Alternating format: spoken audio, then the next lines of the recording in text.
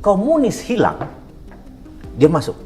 Jadi lawannya Amerika itu kan komunis, lawannya demokrasi, gitu ya. Jadi api yang paling besar, yang punya banyak marah dan punya banyak takut, itu ada di pasang nomor 2. Karena itu saya pikir karena posisi ini sebenarnya remis, posisi ketiganya remis, maka babak kedua adalah penentu segalanya.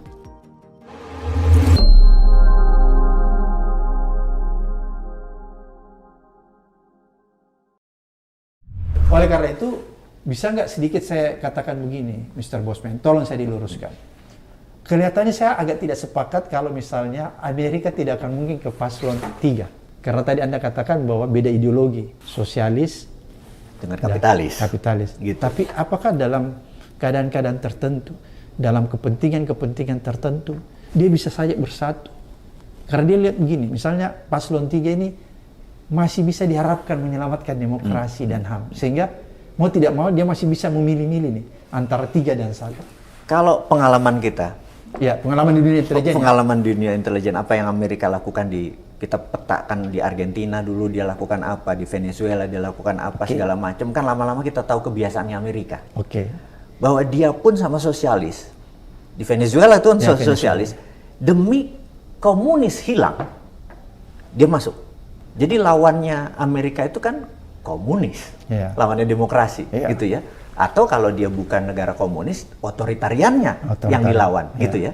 Kita lihat di antara chemistry, tentunya yang belum ada warna adalah pasangan Amin. Maksudnya belum ada warna, dia benar-benar netral karena belum pernah memimpin yang dalam arti ini, sehingga dia bisa ketemu di tengah, pasti ketemu di tengah. Di sini dia udah tahu, di sini otoritarian. Yang kedua ya? Yang kedua, di sini fahamnya sosialis. Yang bisa, mungkin dia bisa cair sedikit di sini. Tapi di sini mah udah nggak mungkin gitu. Yang dua nggak mungkin ya? Yang dua nggak mungkin gitu. Oke, kalau begitu berarti bisa saya menarik kesimpulan yang dua ini di backup Tiongkok ya? Di backup Tiongkok. Ini analisa intelijen ya? Analisa intelijen. Di backup Tiongkok. Singapura di mana?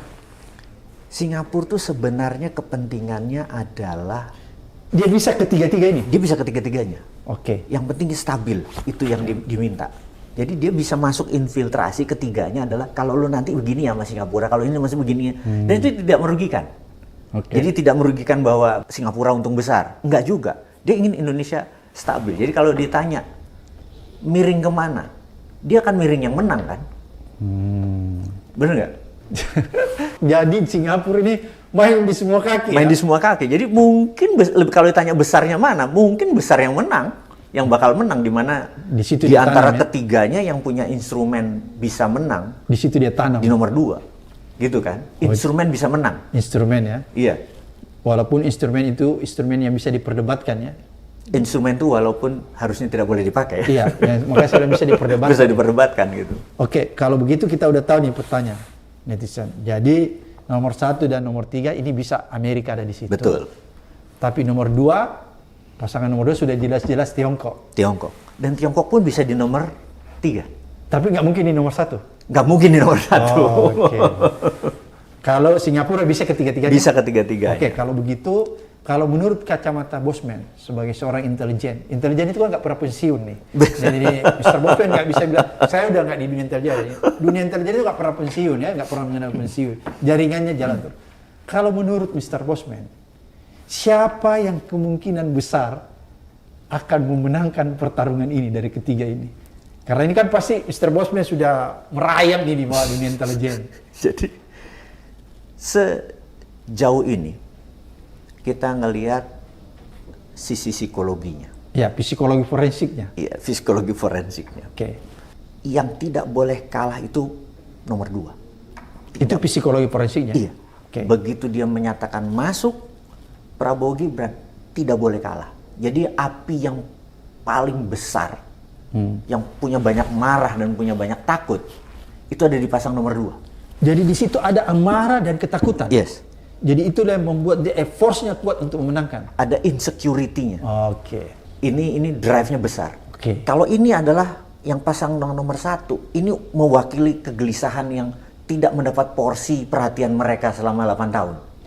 Nomor 1 berarti di sini ada kegelisahan. Kegelisahan dan perasaan. Kekecewaan. Di sini, numpuk di sini. Gitu. Common sense. Ada common di sini. sense masyarakat ada di sini. Ada di sini. Oke. Gitu. Jadi kalau lihat dari dua api ini, saya ngeliat ini yang bakal menang. Ini bicara api ya. Bicara psikologi. Psikologinya, karena dia nggak boleh kalah. Oke. Karena nggak boleh kalah, dia menghalalkan seluruh cara. Itu yang saya kadang-kadang, ini pendapat pribadi, kok gue jadi nggak selera ya. Kalau 3 ini kejepit. Jadi dia nggak bisa dapat ini, dia cuma dapat militannya mereka sendiri. Mereka dapat ya darlingnya mereka sendiri. Ya umatnya mereka dari dulu, ya itu aja yang mereka dapat. Karena itu saya pikir karena posisi ini sebenarnya remis. Posisi ketiganya remis. Maka babak kedua adalah penentu segalanya. Oh, berarti Anda yakin ada babak kedua ya? Yakin saya. Ada yang menarik dari Mr. Bosman bahwa paslon 2 ini akan menggunakan segala cara untuk bisa memenangkan Pilpres. Apapun yang akan dia lakukan. Tadi karena ada 2 hal, ada kemarahan di situ, ada kekecewaan di situ, ada ketakutan di situ. Berarti kalau begitu itu berbahaya dong. Kalau orang menggunakan apa saja untuk mereka menang, berarti dia bisa melanggar rambu-rambu etika, rambu-rambu moral, bahkan rambu-rambu hukum untuk memenangkan pertarungan. Itu yang saya bilang saya takut. Saya jadi takut sama kelompok ini. Oke. Karena dia akan bisa mempraktekkan itu. Oke, kalau begitu itu kan kita tinjau dari segi psikologi forensiknya. Tapi ada juga teori di psikologi forensik yang saya pernah baca. Ada juga teori yang bisa membalikkan itu.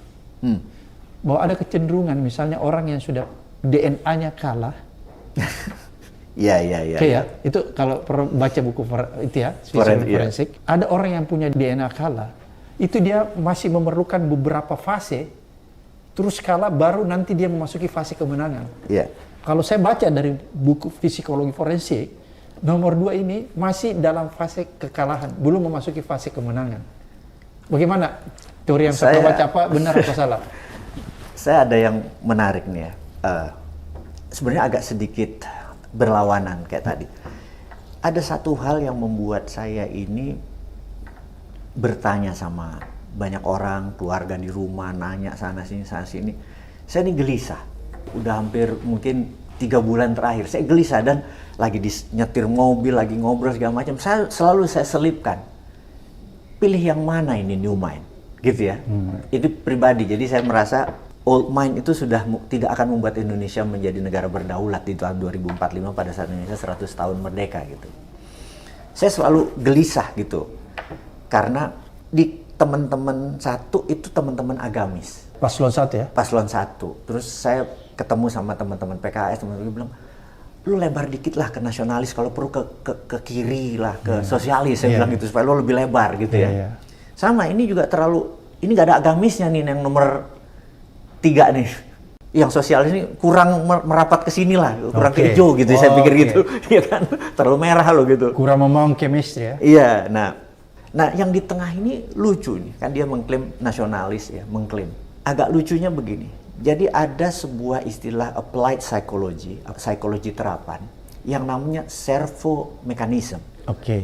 Nah, saya minta teman-teman netizen menyempatkan membaca atau informasi ini untuk dicerna gitu ya, teman-teman. Begini, ceritanya gini, manusia itu terdiri dari otak atau hardware dan pikiran atau software. Ini semua orang udah tahu deh, ini bukan ilmu baru gitu ya. Otak manusia itu, hardware manusia itu, mau dia Caucasian, orang bule, mau dia negritos, orang hitam, mau dia oriental, mau dia dari manapun, ukuran otak itu sama.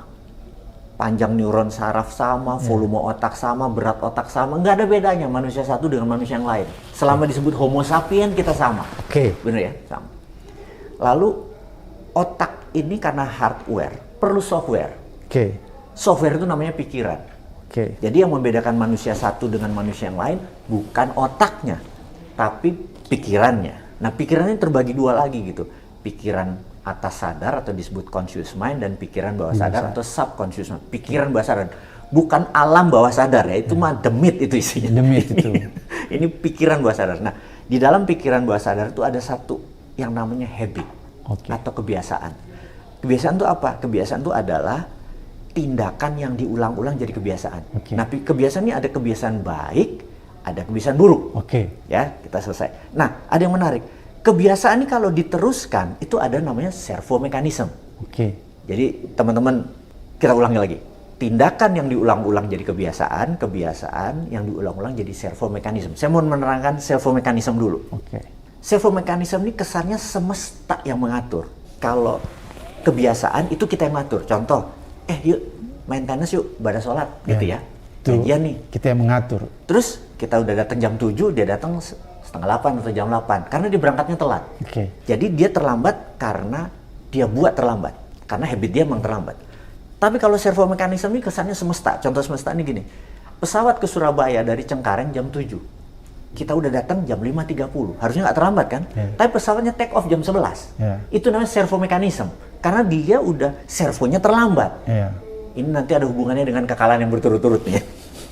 Jadi saya ngelihat kita harus kenal servo kita. Jadi ada servo kantong kosong. Ini teman-teman saya sebelum saya menceritakan servonya Pak Prabowo nih. Ada servo kantong kosong nih begini. Dia katakanlah gaji 10 juta. Pertanyaannya, bisa nabung nggak dia? Nggak bisa, karena dia nyicil rumah, nyicil motor, kemudian 10 jutanya habis. Suatu hari dia dapat gaji ke-13, 10 juta plus 10 juta. Harusnya dia bisa nabung dong yang 10 juta. Entah bagaimana, tahu-tahu mobilnya tabrakan, AC-nya jebol.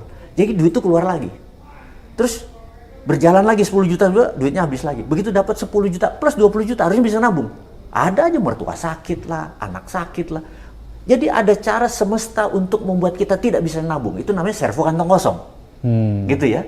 Sekali lagi, servo itu ada positif, ada negatif. Servo positif itu misalnya, sahabat netizen pasti ada yang di luar sana, kalau kita mau ke Plaza Senayan, malam minggu jam 7, nyari parkir susah. Tapi kalau sama dia, gampangnya dapatnya. Itu servo positif. Kita mau bicara servo negatif dulu ya. Negatif. Nah, saya ini melihat servonya Pak Prabowo ini kalah terus. Kalau dia tidak break patternnya, dia akan kalah lagi. Apapun yang dia kerjakan. Itu ya, itu servonya satu. Tapi dia didukung oleh orang yang servonya menang terus. Pak Jokowi ini 2 kali menang di wali kota, 1 kali Jakarta, 2 kali presidensi. Servonya menang terus. Pertanyaan saya, waktu dia menang, dia sama PDIP dan Bu Mega. Servonya Pak Jokowi. Servonya Pak Jokowi. Kalau dia tidak dengan Bu Mega dan tidak dengan PDIP, apakah servo keberuntungan itu masih jalan sama dia? Saya nggak tahu nih. Begitu kan? Jadi itu yang tanda tanya. Itu jadi tanda. Nah, Pak Prabowo juga sama. Dia beruntun kalah melawan Pak Jokowi. Tapi begitu bersama, apakah ini jadi break pattern? Ini jadi menang? Gitu, servo. Jadi teman-teman di sesi kali ini bukan saja servo Pak Prabowo dan servo Pak Jokowi kita buka, tapi teman-teman di rumah kan pasti punya servo. Servo itu yang disebut rat race. Rat itu tikus, race itu lari. Tikus itu merasa dirinya lari, tapi larinya di tempat. Servo itu yang membuat Anda jalan di tempat ini adalah servo negatif Anda. Kembali lagi kita ke servonya Pak Prabowo. Apakah dia masih belum merubah patternnya sehingga walaupun dia pakai segala skenario, dia bisa kalah? Dan Pak Jokowi akan pakai servo menang, tapi sama Bu Mega. Sekarang dia tidak sama Bu Mega. Kita dengan PDIP. Jangan-jangan itu menjadi break pattern, menjadi kalah di kali ini. Benar nggak? Itu kira-kira teori servo mekanisme. Kalau ditanya bukunya namanya Psycho-Cybernetic, guru besarnya namanya Dr. Maxwell Maltz. Jadi Anda pelajari tentang servo mekanisme itu, karena ini bisa merubah sebuah tindakan bernegara ini. Agak sedikit shock nih dengan teori. Jangan-jangan Bang Abraham ini ada teori baru lagi nih. Jadi kalau begitu kita udah bisa tangkap.